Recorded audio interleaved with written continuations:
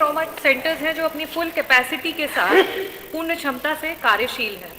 तो जवाब में आया कि पूरे उत्तर प्रदेश में सिर्फ और सिर्फ 3 ट्रॉमा सेंटर्स हैं जो कि पूरी कैपेसिटी के साथ काम कर रहे हैं।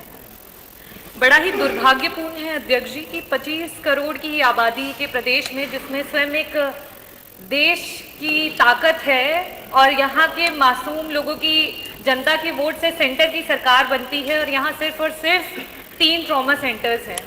मैं आपके माध्यम से यहाँ पे ये भी बताना चाहूँगी कि ट्रॉमा सेंटर एक ऐसी जगह होती है जहाँ पे आए दिन हो रहे रोड ट्रैफिक एक्सीडेंट्स हो, जिस तरीके से अभी रिसेंटली हुआ प्रयागराज में बम्बार्डमेंट और गन शॉट इंजरी, इस तरीके के केसेस हों, किसी तरीके के कोई घर में एक्सीडेंट्स हो जिसमें लोग गिर जाते हैं, या फिर बर्न इंजरीज जो कि बहुत ही कष्टदायक होती है, इनके ट्रीटमेंट्स इन ट्रॉमा सेंटर्स में होते हैं। और हमारे पास सिर्फ और सिर्फ 3 ट्रॉमा सेंटर्स हैं।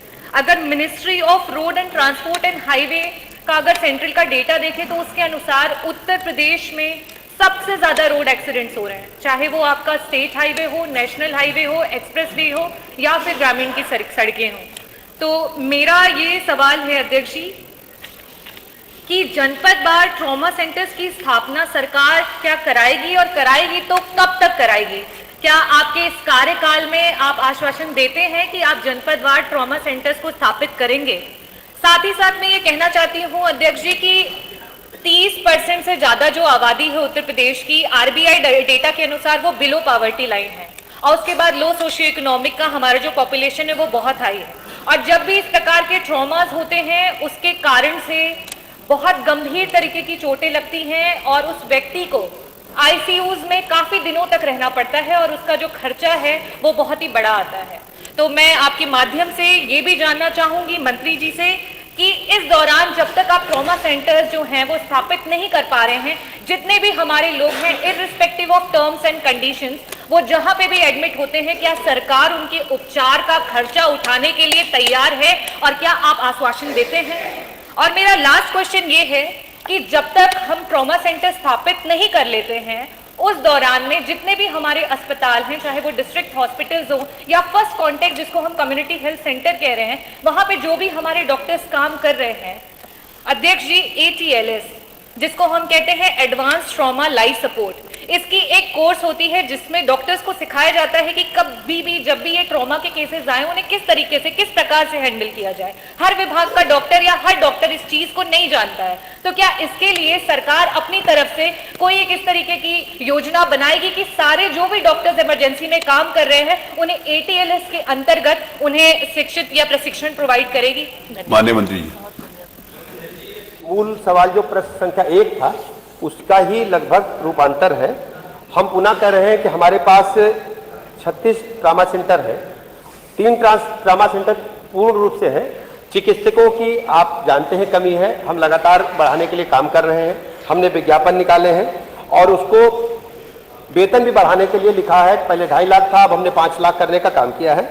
और इसके अलावा 9 ट्रामा सेंटर हमारे चिकित्सा शिक्षा विभाग के वो भी काम कर रहे हैं। हमारे पास हर डिस्ट्रिक्ट में मेडिकल कॉलेज बन रहे हैं, वहाँ ट्रामा सेंटर के मरीजों का इलाज किया जाएगा और टर्सरी केयर की सारी सुविधाएं मेडिकल कॉलेज में उपलब्ध हो 75 के 75 में। उसलिए हम काम कर रहे हैं। डॉक्टर साहब ने जो सुझाव दिया है ट्रेनिंग के लिए, संबंधित अधिकारियों से हम बात करके ये कर सकते हैं तो अच्छा है, हम इस पर अच्छा सुझाव है। डॉक्टर रागिनी कुछ पूछना आपने? अध्यक्ष जी, मैं एक तो पूछना चाहूंगी कि जो ट्रॉमा सेंटर्स का आश्वासन दिया जा रहा है उसका अगर समय सुनिश्चित हो जाए तो मुझे लगता है जितने भी विधायक गण यहाँ पे हैं वो अपने क्षेत्र में जवाबदेही के लिए कम से कम रेडी रहेंगे कि हाँ ये समय दिया गया है।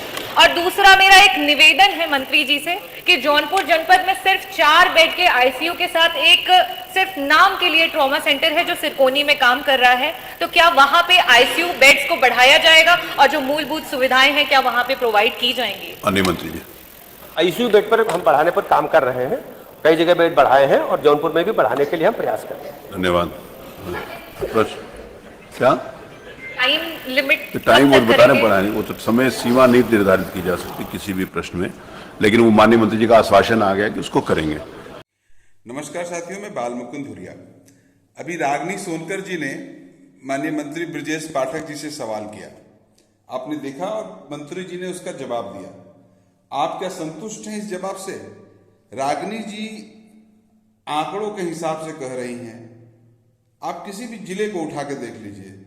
हमारा जिला अम्बेडकर नगर है। अम्बेडकर नगर में एक मेडिकल कॉलेज है। मेडिकल कॉलेज में इलाज जो है वो जिला चिकित्सालय से भी निम्न स्तर का है। और बात ट्रामा सेंटर की हो रही है, हर जिले में ट्रामा सेंटर, 75 जिले हैं। आपके जिले में काम शुरू हो गया है क्या? हमारे जिले में तो नहीं हुआ है। और ट्रामा सेंटर छोड़ दीजिए, मेडिकल कॉलेज की हालत दिन पर दिन बदतर होती जा रही है। तो ये विधानसभा की कार्रवाई है और इस तरह से जवाब सवाब करके अपना फीट ठोक के जनता के पैसे पे अंधाधुंध लूट हो रही है। आप जरा ध्यान दीजिएगा। बाकी अभी आज का विधानसभा शांतिपूर्ण चल रहा है, नजर रखिएगा। नमस्कार।